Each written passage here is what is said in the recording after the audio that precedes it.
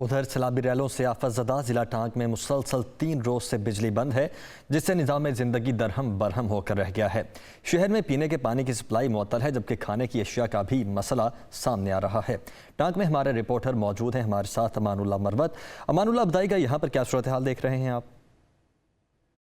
हाँ, मैं आपको ये बताता चलूँ कि ज़िला टांग आफतज़दा ज़िला करार दिया गया है।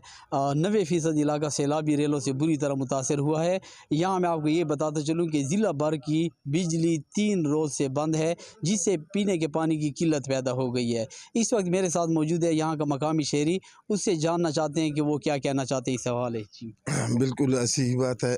3 दिन से मुसलसल बिजली की लोड शेडिंग हो रही है। घरों में जो बर्क़ के आलात थे वो भी नाकारा हो चुकी हैं, और इसके साथ साथ हम आए हैं ग्रिड में, बार बार आ रहे हैं और बार बार हमें ये तसल्लियाँ दी जा रही हैं कि बस बिजली बहाल कर दी जाएगी।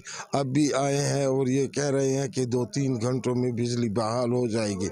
अगर बहाल हो गई तो ठीक है, वरना हम एहतिजाज पर मजबूर होंगे और एहतिजाज का हक हम महफूज रखते हैं। जी, जैसा कि इन्होंने बताया कि ज़िला भर की बिजली मुअत्तल है, जिससे पीने के पानी की शदीद किल्लत पैदा हो गई है। जी।